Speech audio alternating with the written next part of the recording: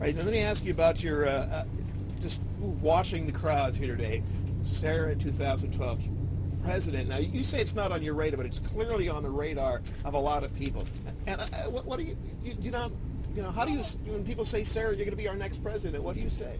I don't think that they're necessarily looking at me as an individual, just, as that hockey mom from Alaska. They're looking for a voice, though. They are looking for someone who has the energy and the backbone to stand up for the everyday, hardworking American who just wants government back on their side. They want common sense conservative solutions to healthcare challenges and to the growing deficit and debt in our nation. They want a very strong military, strong national defense, and I think that some of them are looking at me right now as kind of a representation of that, but I know that I don't have to have that title or any title in order to make that difference and to support others who perhaps will be in office at that point to make that difference. You said when you left office, so one of the reasons you were doing is because you could help Alaska more out of office. Yes. Still, 4 months later, do you still feel that's true? Absolutely, more so than ever. And I think it was quite unfortunate, those shackles there of the bureaucracy that were created by the adversaries, by the opposition, playing this political game of personal destruction is what the adversaries really were engaged in up there with the false charges and the lawsuits and the ethics violation charges. That was also nonsensical that Todd and I both said, wait a minute, how are we helping Alaska, the state that we so dearly love, by allowing that opposition to shackle us and to hold our administration back and to cost the state millions of dollars and thousands of staff hours to fight those false charges? Let's not let them win.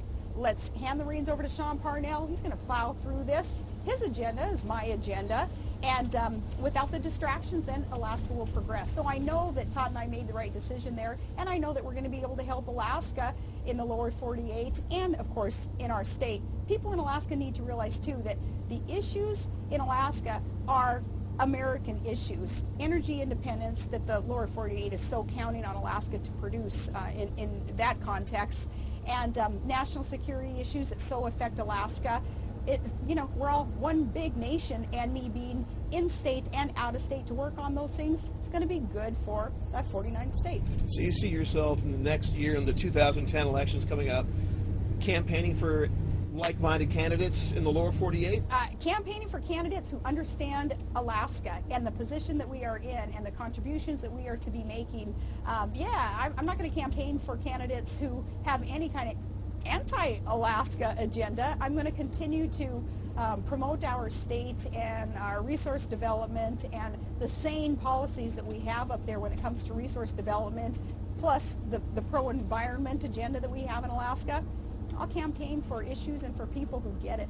Will we see you campaigning for Alaska candidates up north? Great land? Probably. Like, Sean Parnell running again. He better be running again. I'm going to be campaigning for him because his agenda, again, is the right thing for Alaska, as he wants to slow down the rate of government growth there, too, and ramp up resource development. I'll campaign for him and others who are on the right track.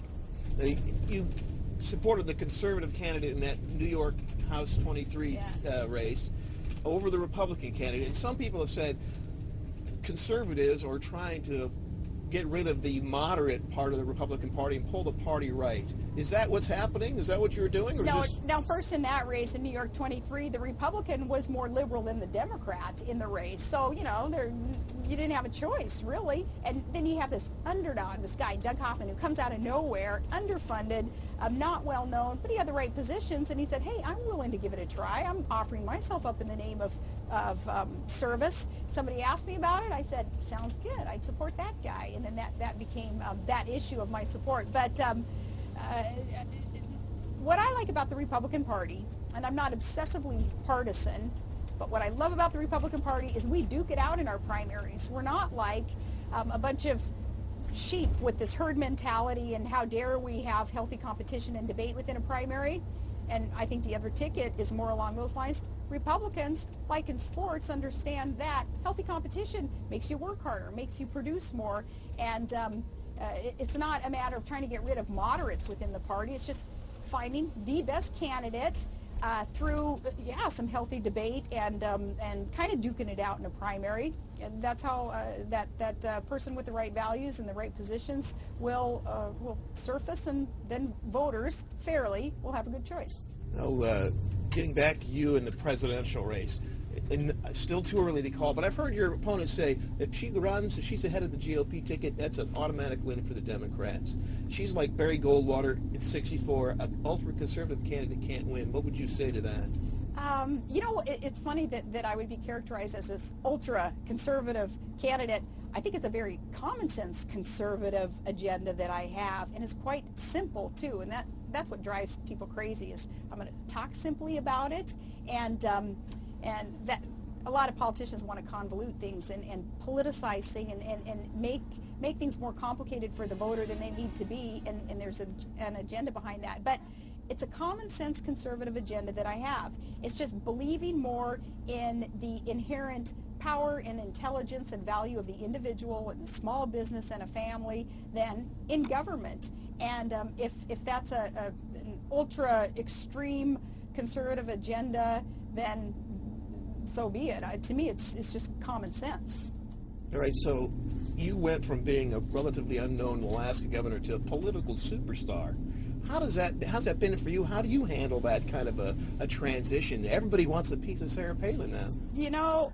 Think how easy it is for me to be grounded and stay grounded. I'm exactly the same person as I was 20-some years ago when I got to work with you at Channel 2 as I am today. And the kids keep me grounded. They keep everything in perspective. They don't give a hoot about some of the crap that that goes on, kind of on the periphery of what I and my family are engaged in right now. And, my perspective comes from having, I think, the right priorities. It's family and it's faith and it's freedom, loving this country. So it's not hard to stay grounded at all. All right, Sarah Palin, I know you're busy. Thank you so much for taking the time. Thank you so much. I'm glad that you are here. Thanks. All right. Thank you very much. Thanks.